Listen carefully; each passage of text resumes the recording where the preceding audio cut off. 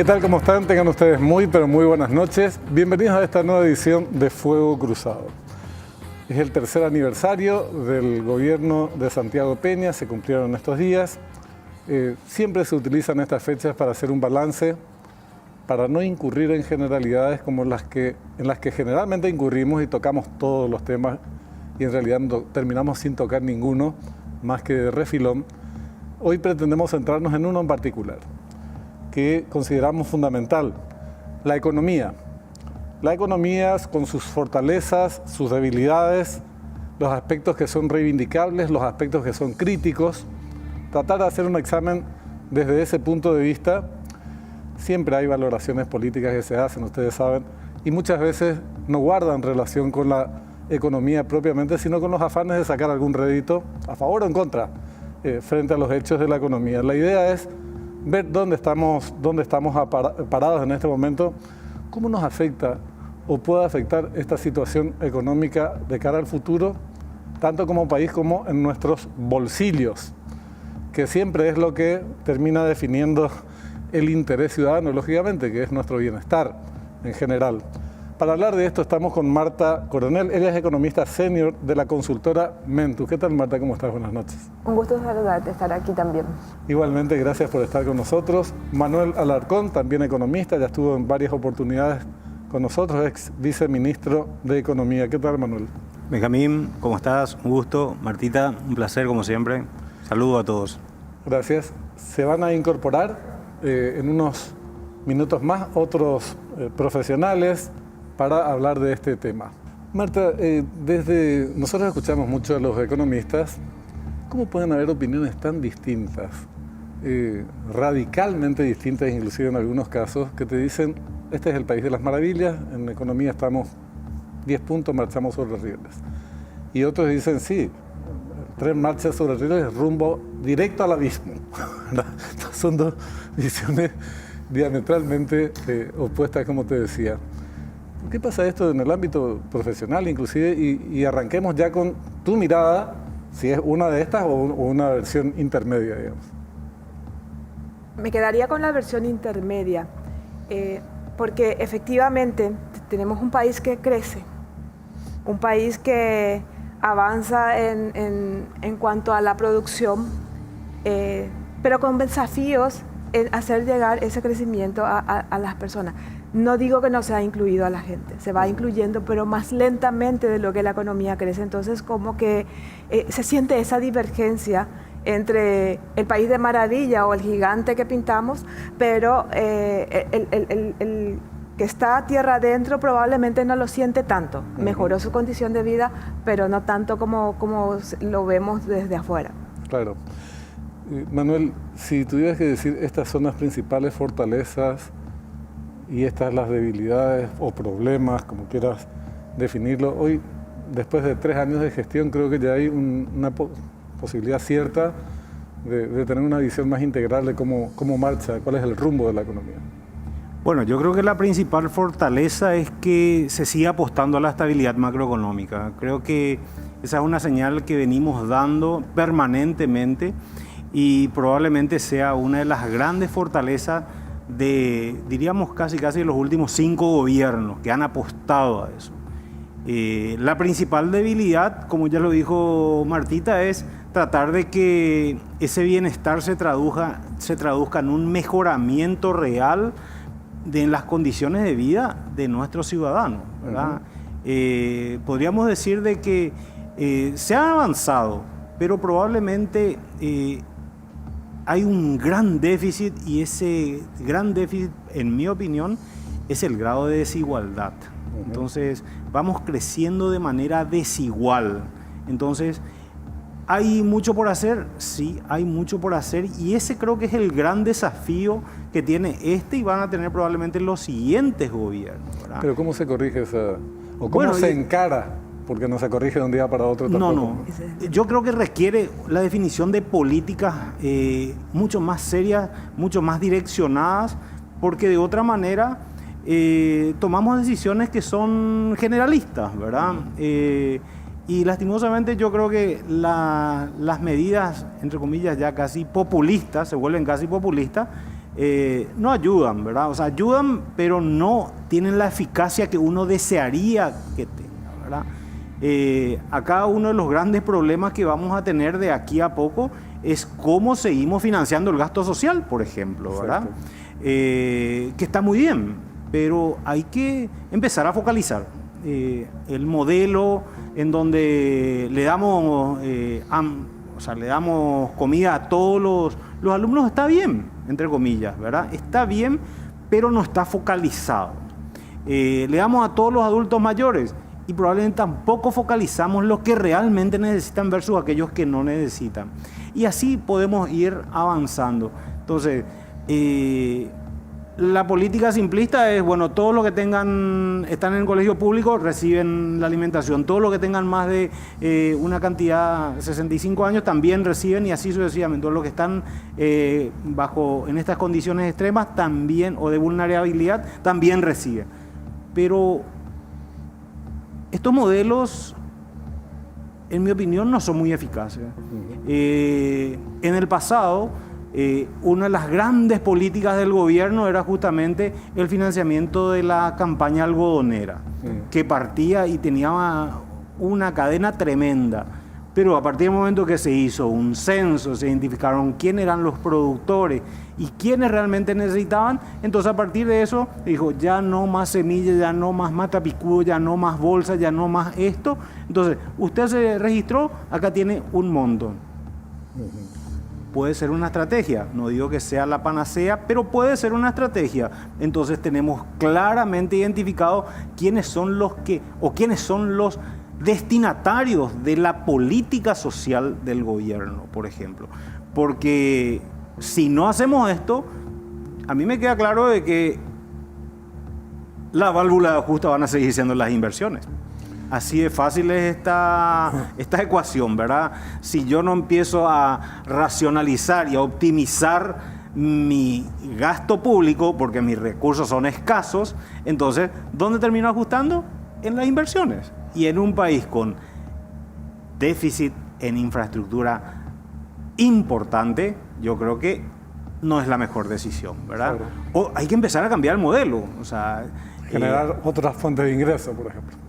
O cambiar el modelo, o sea, ya no tiene que ser el Estado el que haga. O sea, hay que empezar a tercerizar. Las alianzas público-privadas tienen una dinámica muy lenta. Lo digo muy porque parece mentira, así es como funciona. No es lo mismo que decir muy lenta. No, es muy lenta. Entonces, es una pena, ¿verdad? Porque son modelos muy eficaces. Chile basó su crecimiento, su mejoramiento en infraestructura justamente apostando a este tipo de modelos. Acá estamos en el tercer año de gobierno y ya no queremos ni hablar de reformas, no, porque ya es el periodo político, no, ya se va. No, el que está en ejercicio tiene, hasta el último día tiene que estar haciendo reformas. Y no reformas A medida. Claro. Reformas entre comillas, ¿verdad? Porque con todo respeto, a mí me parece una burla la supuesta reforma de la caja fiscal, ¿verdad? La misma ley, la nueva ley de la función pública. O sea, si vamos a hacer, hagamos bien, porque si no, casi es mejor no hacer nada, dejar que explote todo. Un sabio pensador decía eso, si vamos a hacerlo, hagámoslo bien. Hagámoslo bien. El negro Olmedo. Un sabio. Marta, la estabilidad económica evidentemente es el punto de partida para cualquier cosa. Y esta estabilidad que logró Paraguay, este crecimiento económico sostenido, con datos macro estables durante tanto tiempo, e incluso en expansión, porque este año vamos a crecer arriba del 5%, por encima de la región, tercer año consecutivo. Son logros sin ninguna duda importantes, porque si no creces, ¿qué vas a distribuir? Ese es el problema. Primero tenés que crecer, digo, y en paralelo, o como paso inmediato, establecer los mecanismos de distribución. Pero mi pregunta es, después de 20 años de un crecimiento que se sostuvo en el tiempo, con algunas variaciones, pero se sostuvo, y estamos sólidos en esa materia, al mismo tiempo nos surgen alarmas, por ejemplo, lo del déficit fiscal. ¿Qué es el déficit fiscal para los que nos están viendo? ¿Por qué se produce? ¿Y cómo impacta en la economía? Este año se habla de 3,2, año siguiente, el año próximo 3,9. ¿Es una alarma? ¿No es una alarma? ¿Qué significa esto? Bueno, En lenguaje sencillo, el déficit fiscal es, si yo el Estado fuera una persona, distribuye sus salarios, sus ingresos en diferentes gastos. Si gasta más, no puede ahorrar. Si no ahorra, no se puede comprar su casa, no puede invertir en infraestructura en el caso del Estado. Y encima tiene que endeudarse. Entonces, el déficit fiscal es el no tener en el Estado lo suficiente como para cubrir los propios gastos programados dentro del presupuesto general de la Nación. Sí es verdad que ese déficit fiscal es bajo, sí es verdad que la deuda también está dentro del margen establecido. El punto es, ¿cómo hacemos para efectivamente ir convergiendo al equilibrio? Porque sostenidamente tener un déficit fiscal tampoco es adecuado, porque como dice Manuel, hay que ahorrar para poder invertir en la infraestructura necesaria. Hoy estamos sacrificando inversiones. Hay que ahorrar para invertir en capital humano. Hambre cero alcanza.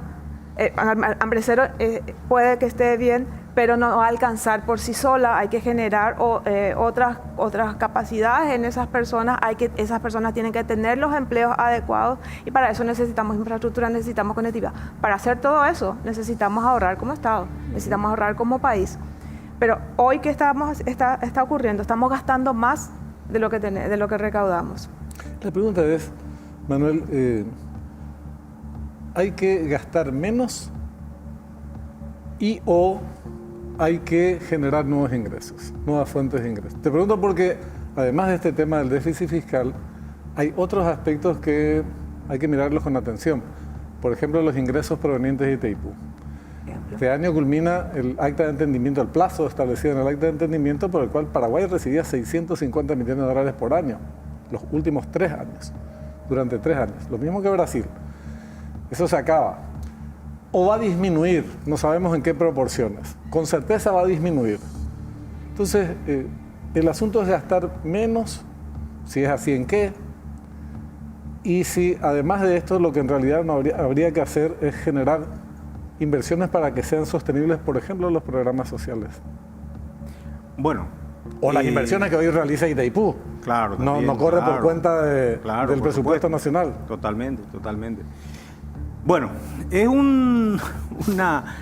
casi una pregunta que cae por su propio peso. ¿Gastar menos? No he visto un gobierno que haya gastado menos, ¿verdad? Entonces, yo creo que eso no es viable. ¿Se puede gastar mejor? Sí.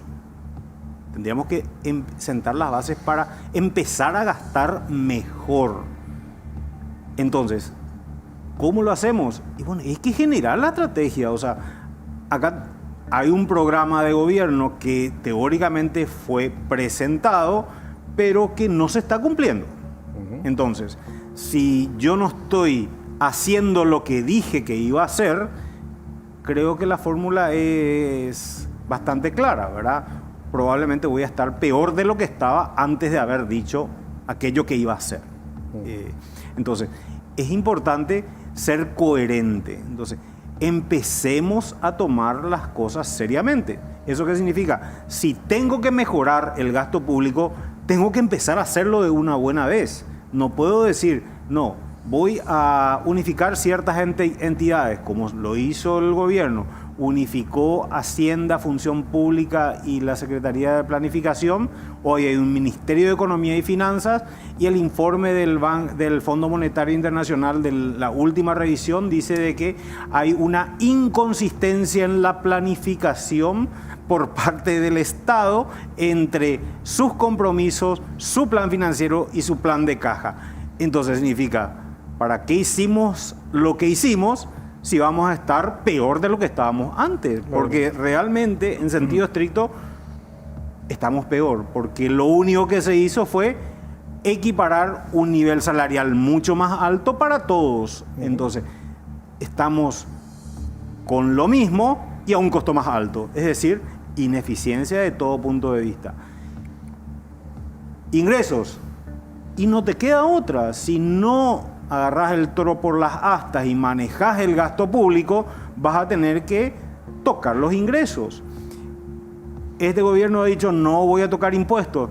Yo creo que va a terminar tocándolo, quiera o no quiera, ¿verdad? Es también el último informe del Fondo Monetario, por el artículo 4, ya está diciendo, hay que ver cómo va a quedar este tema de las tasas diferenciadas del impuesto al valor agregado, que no hace falta ley, te aclaro, ¿eh? Eso significa que el Ejecutivo, a través de un decreto, automáticamente puede estar incrementando la tasa al 10% en determinados rubros, ¿verdad? Que pagan 5%, que pagan... En vez de pagar 5 va a pasar a ser el 10%. También el mismo informe dice, bueno, no vamos a tocar los impuestos, pero vamos a limitar las deducciones en el impuesto a la renta personal. Entonces, y el mismo informe otra vez te dice de que la informalidad sigue gozando de muy buena salud. Es decir, estamos en un callejón casi sin salida, ¿verdad? Tengo que hacer algo porque si no, lastimosamente esto se va de las manos. Vos hablabas y mencionabas el déficit que comunicó el gobierno para este año y para el año entrante. Y en el año 2028 también el informe del Fondo Monetario dice se vuelve al 1,5. Discúlpeme, pero no es creíble. Sí, no es creíble. Del 3,9 bajar al 1,5 no es creíble. Y mucho menos cuando no estás haciendo nada.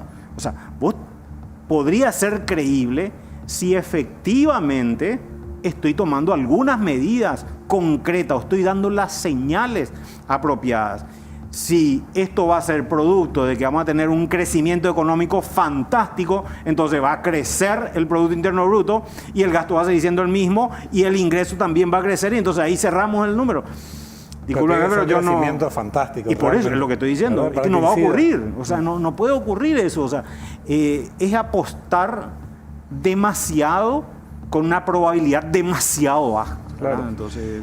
así no funciona. La economía paraguaya hoy más o menos es de alrededor, ustedes me corrigen, de entre 46.000 y 50.000 millones de dólares. 50, un poquito más de 50. Bueno, 50.000 para redondear precisamente, genial. Entonces significa que cada punto porcentual de déficit fiscal representa 500 millones de dólares, ¿cierto?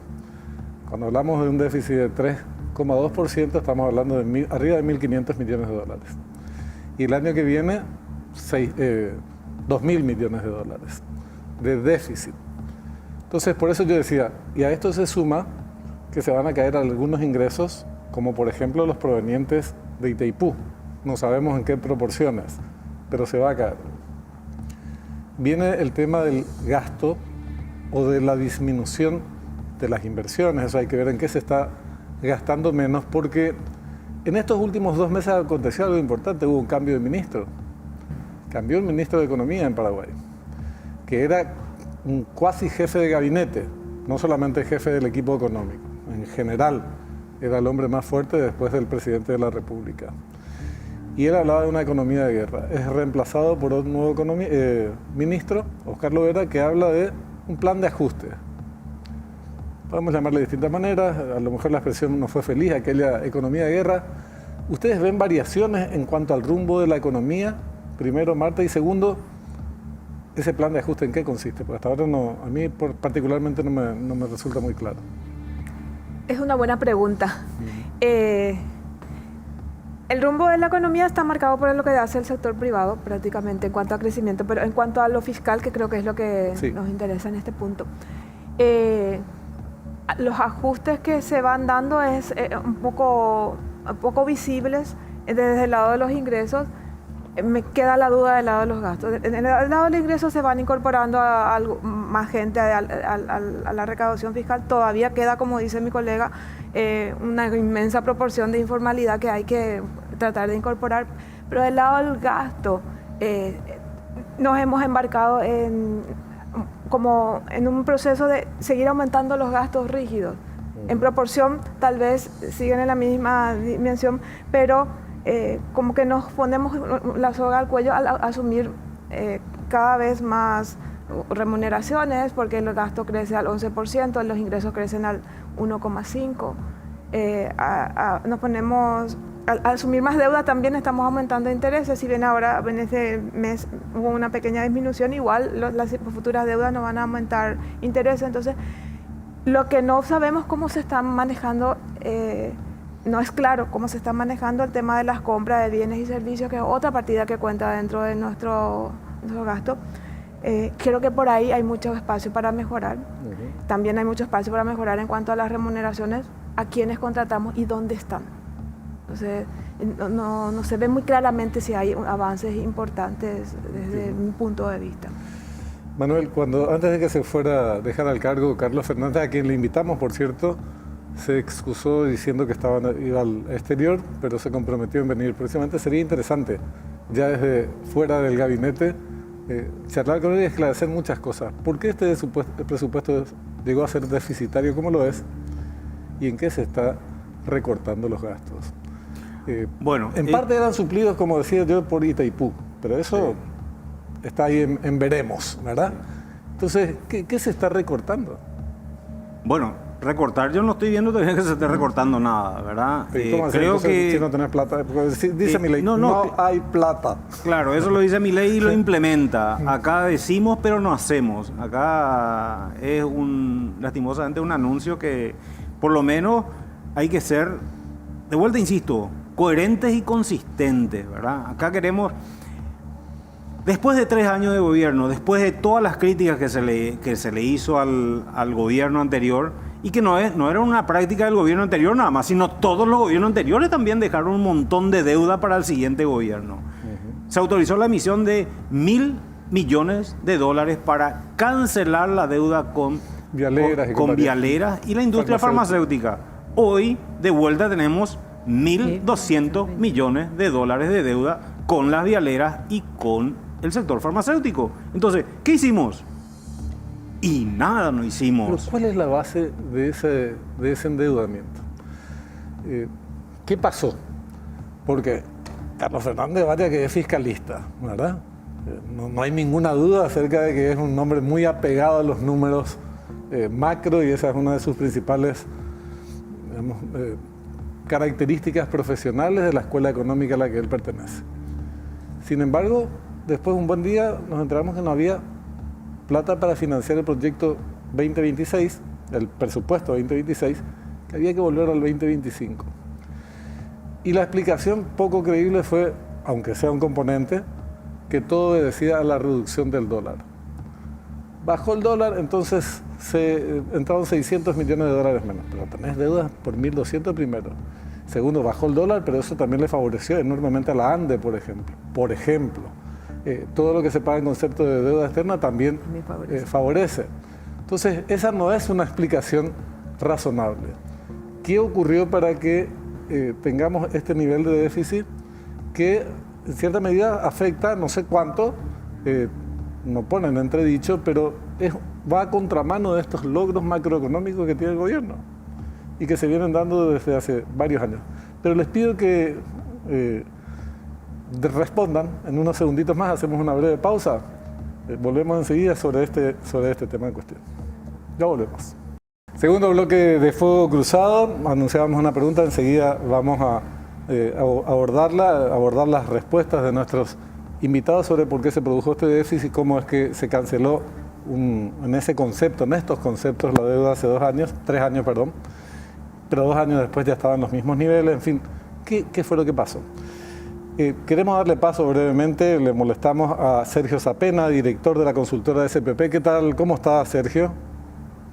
Hola, Benjamín, saludos a la audiencia y a Manuel y a Marta Corbalán que están ahí, me contaron. Estoy en un bus, Lo vemos. Muchas gracias por atendernos un par de minutos, Sergio. Si podés hacer una síntesis desde tu punto de vista sobre estos últimos 12 meses, o 36, como quieras tomarlo, de la situación de la economía durante el gobierno de Santiago Peña. ¿Qué aspectos resaltarías si tuvieras que señalar algunos, sean positivos o negativos? Sí, hay que destacar que la promoción del país que hizo el gobierno ha sido muy fructífera.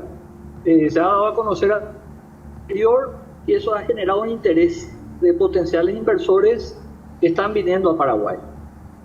El grado de inversión también permite que hay empresas ya en Paraguay, grado de inversión como Atome, Paracel, Uranium Energy, tenés Banco Continental, compañías que ya van a poder acceder a estos beneficios de la promoción, pero falta descongestionar el país para que pueda ser fructífera esa inversión, porque el déficit fiscal le impide al gobierno, ese tope, le impide invertir en infraestructura, y lo que buscan los inversores es infraestructura.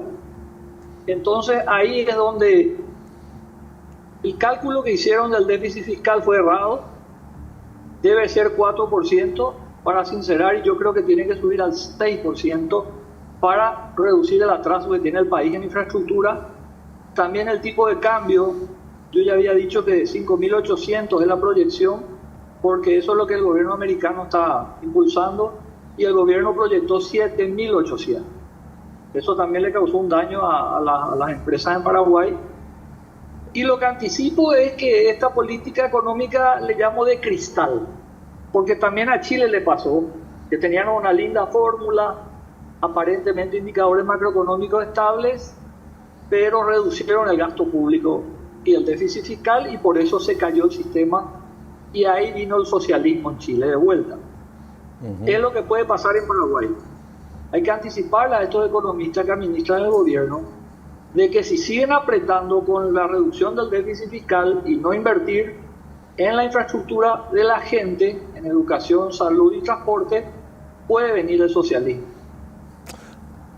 ¿Y cuál crees que es la situación en este momento en el sentido de, en función a las medidas que viene adoptando el gobierno? Se había anunciado un plan de ajuste, acá no estábamos charlando al respecto, no vemos con claridad en qué área se materializó, si es que se materializó en alguna de ellas. Vos, por lo que estás diciendo, deduzco que te referís al freno de las inversiones, Sergio, a la inversión pública. La promoción del país se hizo muy bien, pero está congestionado el país por la baja inversión pública. Entonces, ahora están sin una brújula, por eso hicieron una cumbre de economistas, no tienen ningún plan, quieren reducir gastos que no se puede hacer, es inviable. También quieren aumentar ingresos, que tampoco es viable. No puede sacarle más plata a la gente, a las empresas, si primero el gobierno no invierte. Entonces, para mí que están en un callejón sin salida. Para mí la salida es ampliar el déficit fiscal al 6%. ¿Pero qué significa eso? ¿Contraer deuda, por ejemplo? ¿Más deuda? La deuda se contrae después, es el respaldo a la emisión. Lo que el Banco Central tiene que hacer es ampliar el déficit, emitir más dinero, bajar la tasa de interés para que aumente la circulación y se expanda la economía. Luego viene el respaldo en la recaudación, aumentar la recaudación, y si es necesario se emiten bonos para respaldar esa emisión. Pero primero tiene que aumentar la emisión. El circulante, mayor inversión pública dirigida a la inversión pública. Eso va a expandir la economía. Ahí va a ampliar la recaudación y también se puede respaldar con más bonos. Bueno, eso es lo que a la vuelta de tu viaje vamos a buscarte para poder ampliar estos temas que no son temas menores. Te agradecemos mucho por esta participación, Sergio. Gracias, Benjamín, también a ustedes. Muy buen viaje, igualmente. Bueno, decíamos cómo se salió de los planes el déficit después que se había cancelado una deuda y se llega a un presupuesto descalzado para el 2026. Una de las razones es la que ella señala en el tema del tipo de cambio, pero no es la única, como bien dijiste. Lo otro que yo veo es que se siguieron contratando personas, pero no con las calificaciones que necesitamos para ser más eficientes los servicios públicos y también más eficiente los planes que tenemos en cuanto a infraestructura o en cuanto a inversiones en capital humano. Entonces, yo creería que otra de las razones es esa, el aumento de las remuneraciones que existe, y eso se da por el tipo de personas que contratamos. Y habría que evaluar un poco cómo se han hecho las compras públicas. Como el Estado se atrasa en pago, a lo mejor están previendo eso, se genera un poco de sobrecosto también dentro del Estado. Ustedes hablaban hace un rato, vos, Manuel, mencionabas cómo hacer sostenibles en el tiempo ciertos programas que son conquistas importantes Y vaya que lo son, porque alimentar a los chicos es un requisito indispensable para que puedan acceder al conocimiento. Después podemos discutir los problemas pedagógicos por separado, pero es el requisito. Así como el crecimiento de la economía es requisito para después poder distribuir riquezas, bueno, el que los chicos tengan el estómago lleno es requisito para que puedan aprender. No necesariamente después aprender, eso depende de otros factores que tienen que ver con programas, currículum, los docentes, en fin, una serie de cuestiones. Pero en este caso tenemos esos programas en curso y tenemos menores ingresos. Entonces, un presupuesto descalzado que probablemente se amplía un poco el descalce porque van a ser menores los ingresos y estas obligaciones rígidas, porque estos programas son parte de nuestros gastos corrientes, el presupuesto nacional, leyes mediante y cosas por el estilo. ¿Y cómo lo haces sostenible en el tiempo? De vuelta, insisto, para hacer sostenible tengo que evaluar bien mi política social. Mi política... Precisar, para los que necesitan, no todos. Exactamente, o sea, vamos a tener que cambiar la manera, el enfoque. O sea, acá el enfoque hoy es para todos. En un momento dado significa que como los recursos son escasos voy a tener que priorizar. Pero para eso voy a tener que hacer una evaluación previa de quiénes son los que están, entre comillas, más vulnerables y que son o deben de ser los destinatarios, por lo menos en esta etapa en que los recursos son escasos. Ya cuando los recursos se vayan normalizando, asumiendo que se normalice, que vengan las inversiones, que haya mayor... Porque en la medida en que crezca la economía, realmente hay mayores ingresos tributarios y eso se va traduciendo también en que se puede traducir en un mejoramiento en la política social o de distribución por parte del gobierno. Pero en la etapa en donde tenés escasos recursos, hay que realmente racionalizar esos escasísimos recursos. Entonces, significa la mejor manera, la que yo considero, es la de focalización apropiada. Porque de otra manera... Pero vos sabés que eso políticamente tiene costos muy altos. Totalmente, pero y socialmente también, porque probablemente, Benjamín, pero acá no hay almuerzo también. gratis. Exige mejores controles también. Es que no hay almuerzo gratis, Benjamín. O sea, una de dos.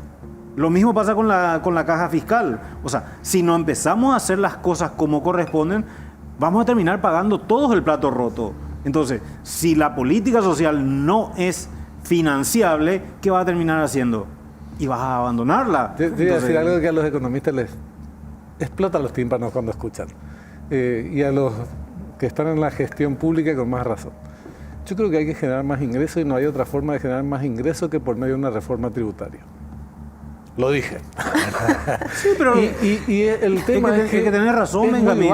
Es que no hay nada nuevo bajo el sol. Es que no hay nada nuevo bajo el sol. De vuelta te insisto, acá el informe del Fondo Monetario en junio, 29 de junio creo que fue la publicación que hicieron, está diciendo: ordenemos la casa, ordenada la casa, revisemos nuestro marco fiscal.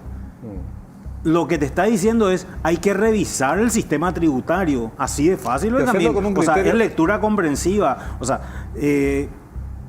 porque este gobierno dijo, no, yo no voy a aumentar los impuestos, y bueno, discúlpeme, pero eso fue en otro momento. Hoy el escenario es otro, entonces hay que empezar a evaluar otro tipo de herramienta. Pero hay que ser cuidadoso también con esto. ¿Por qué? Porque se le ha dado demasiados recursos al Estado. La reforma tributaria que se hizo en el 2004 generó más de 2.000 millones de dólares que se fueron todos a salario.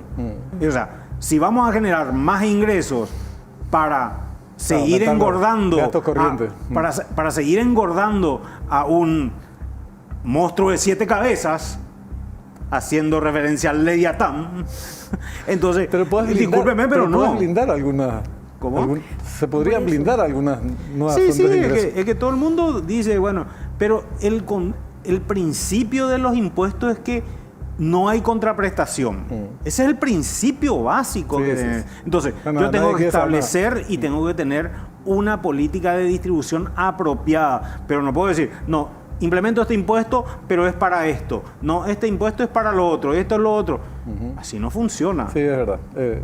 Sería un despropósito y además atarle de mano a los gobiernos en el manejo de los recursos financieros del Estado. Tenemos que, nosotros como ciudadanos, tomar los recaudos para ver a quiénes ponemos a la hora de administrar esos recursos en todo caso. Sí. Esa es una responsabilidad compartida. Pero el tema de la reforma tributaria es cuestión de tiempo para que haya que discutir. Se va a imponer por fuerza de la realidad y hay que hacerlo en la medida de lo posible con un criterio de justicia tributaria, no numérica, porque ese también es un tema que muchas veces ocurre en las salas reducidas, en los espacios reducidos de carácter técnico. Detrás de los números hay personas. Correcto. Detrás de los pagos, de los pequeños porcentajes que se establecen de impuestos, hay personas que pagan. Entonces el IVA, por ejemplo, es el impuesto que más se paga, o que más paraguayos pagamos. Todos pagamos por igual. Ya es un principio injusto en términos de nuestros recursos. No puede ser que paguemos los que tienen más o tenemos más con los que no tienen casi nada. Entonces, estos criterios hay que discutirlos y hay que discutir la necesidad de generar nuevas fuentes de ingreso. De Itaipú no vamos a seguir, bueno, los royalties y eso sí, pero estas fuentes extraordinarias que suplieron gran parte de los programas que desde la administración central no se podían ejecutar por insuficiencia de recursos, los hospitales. 5 hospitales. ¿De dónde salió ese dinero? Después podés discutir si había que invertir en hospitales o no, pero salió de Itaipú. O sea, es plata paraguaya, digo, pero por vía de Itaipú. Eso no va a ser así en un año más. Claro. Los puentes, los 2 puentes fantásticos. Exacto, los puentes. Tenemos correcto. 2 puentes fantásticos y no están operativos. O sea, el presidente Franco es una vergüenza.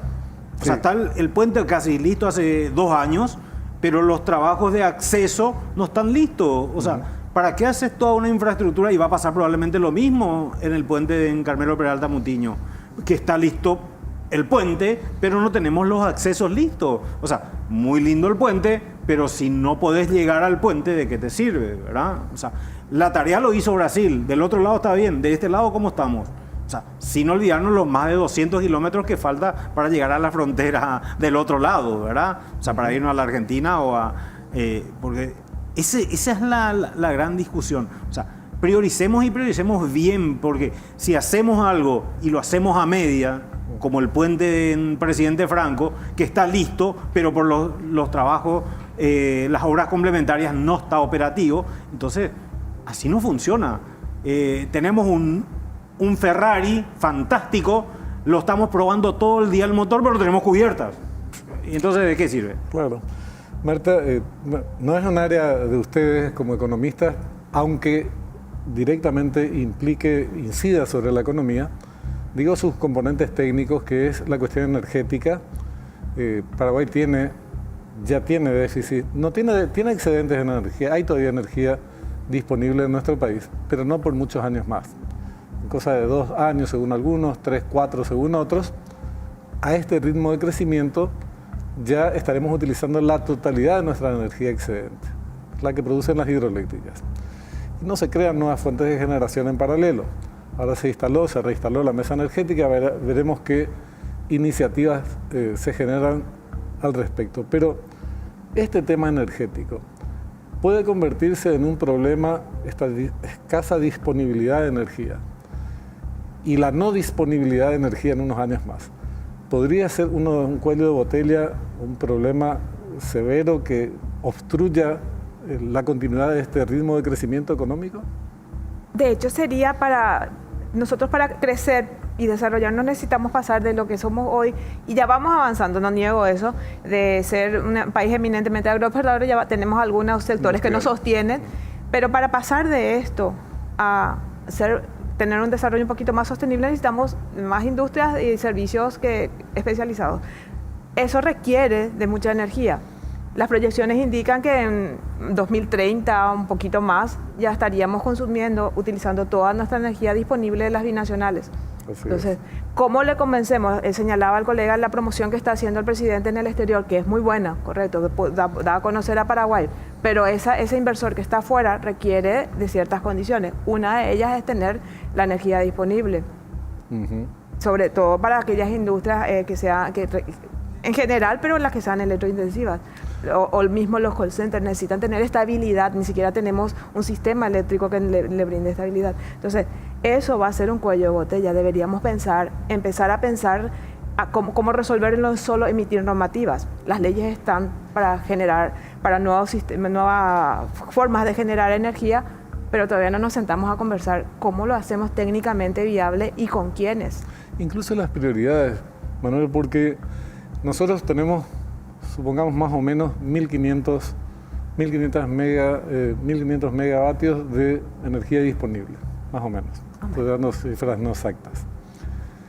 Y se utilizan, año a año, va creciendo a un ritmo de más o menos 400, 500 megavatios. Eso nos da para 3 años, 4 años y ahí cerramos en materia de excedente. Entonces, ¿cómo garantizar el uso correcto de este escaso excedente que tenemos ante ofertas o propuestas que nos hacen de adquisición de grandes lotes de energía que no vamos a poder garantizarla en un futuro no cercano? O sea, nosotros necesitamos garantizar el suministro de energía al mercado interno como prioridad, me parece.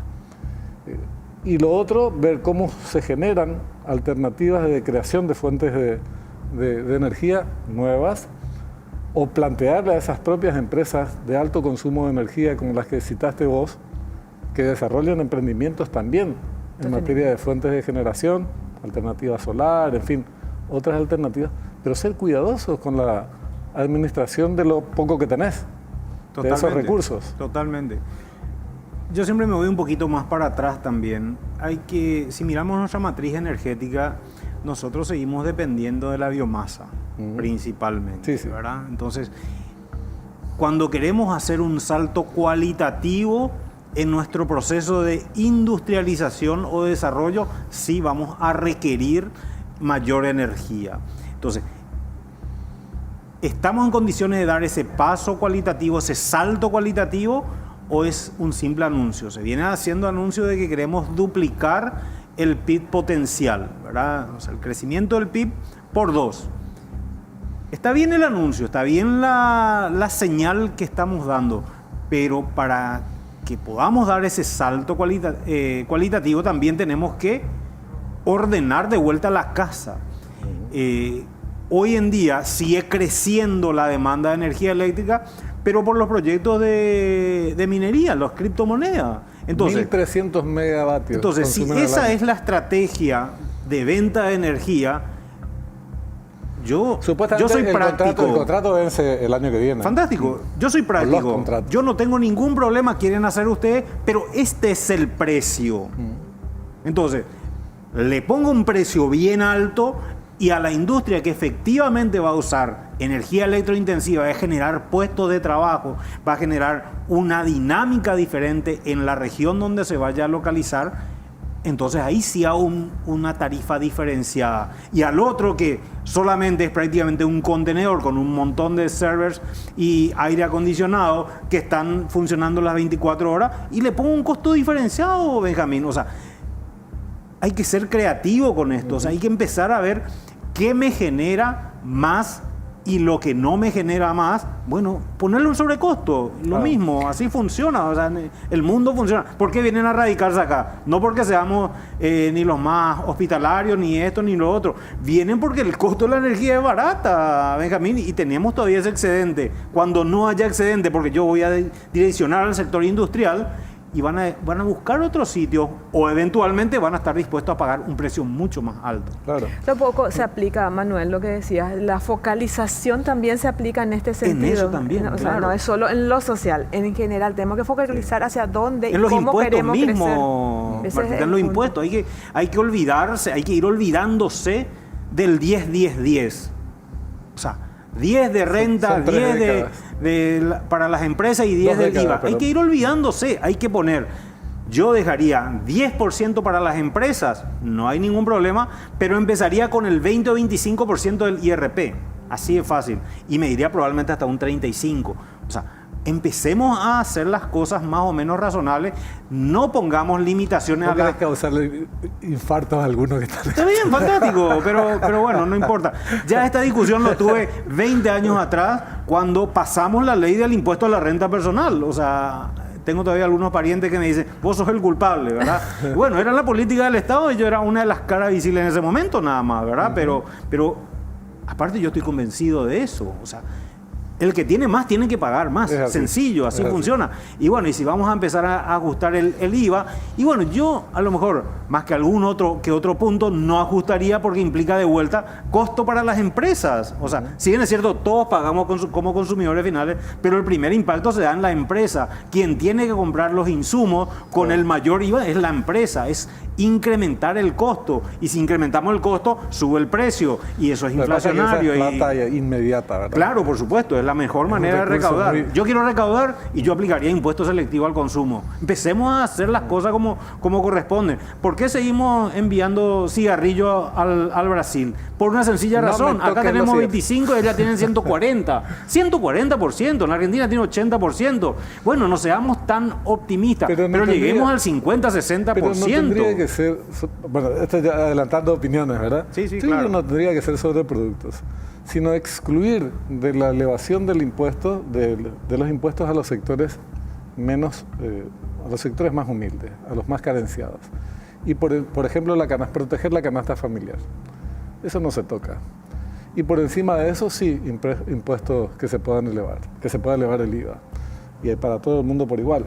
Pero después podemos ver si es el IVA, si es el impuesto selectivo al consumo, si es selectivo, cuáles son los productos que entran y en qué proporciones. Es una discusión que el impuesto al patrimonio, Benjamín. Impuesto al patrimonio. Impuesto al patrimonio. Empecemos con esta... A las riquezas. Uruguay lo hizo en su momento, ¿verdad? Con este gran número de personas, y muchos de ellos funcionarios públicos, con riqueza fantástica. Bueno, fantástico. Ya que lo tienen, que paguen. Sí, es una discusión abierta. Ahora, el gobierno, volviendo al tema, antes de cerrar, de la cuestión energética, impulsa dos proyectos muy importantes, que es la creación del Ministerio de Energía, que tenía que haberse hecho ya con bastante antelación. Era insostenible que sea una repartición de obras públicas o de industria y comercio como algunos querían. Tiene que tener ese rango como para poder operar en el mercado de manera mucho más abierta y ordenada. Y un ente regulador del sistema. Son dos proyectos de carácter institucional, pero la urgencia es impulsar la creación de nuevas fuentes de energía ayer. Lo segundo es administrar con rigor, establecer los mecanismos para administrar con rigor el excedente que todavía disponemos, con mucho cuidado, porque es poco. Y la prioridad tiene que ser el mercado interno, la industria nacional, el mercado interno, el abastecimiento a los consumidores. Y lo tercero es definir la tarifa. La ANDE no puede perder plata, no está en condiciones de perder plata, como algunos proponían. Incluso estas empresas, algunas de las que mencionaste como Atom, me decían $30 el megavatio. ¿Cómo si sale 44 te voy a vender a 30? Es el peor negocio del planeta. Sería en ese caso, y un agujero gigantesco para adelante. Pero estas son discusiones específicas. Si ustedes tuvieran que cerrar, y seguro que hay otras opiniones y más acertadas, si ustedes tuvieran que cerrar de manera preliminar el balance del periodo 2025-2026, los últimos 12 meses, o si quieren tomar los 36, y decirle a la gente, mira, tenemos que estar contentos sobre estas cuestiones en las que tenemos que seguir apostando, o atentos frente a estas otras que hay que seguir corrigiendo, a modo de síntesis, de redondeo. Marta, ¿vos qué resaltarías nuevamente?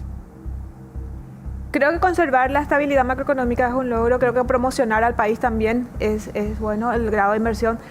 Solo que nos falta la otra pata. ¿Cómo generamos las condiciones aquí para convencer a los que están afuera que vengan? Uno de esos desafíos es justamente la energía.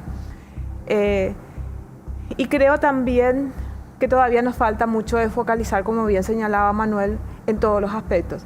En lo social, hambre cero no es la cuestión, sino que le damos después cuando termine la secundaria, en dónde lo empleamos, tendrán las capacidades. Empecemos a generar cursos que efectivamente generen capacidades para sectores que hemos identificado. No sabemos hacia dónde estamos yendo. La focalización está siendo el problema, en mi opinión.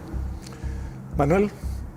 Para mí lo más importante mirando para atrás y mirando para adelante, son las señales.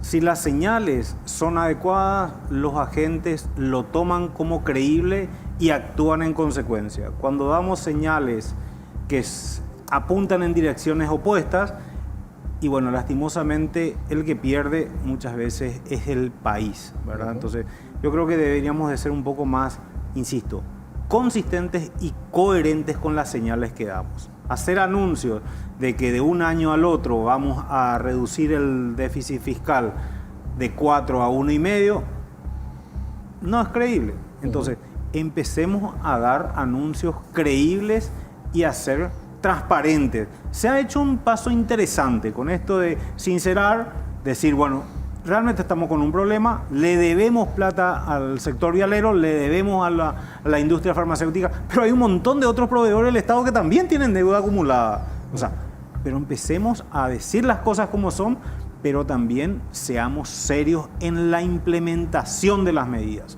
Entonces, ese es el gran déficit que yo puedo observar mirando para atrás y espero que sea la lección aprendida de aquí para adelante. Marta, Manuel, muchísimas gracias por haber estado esta noche.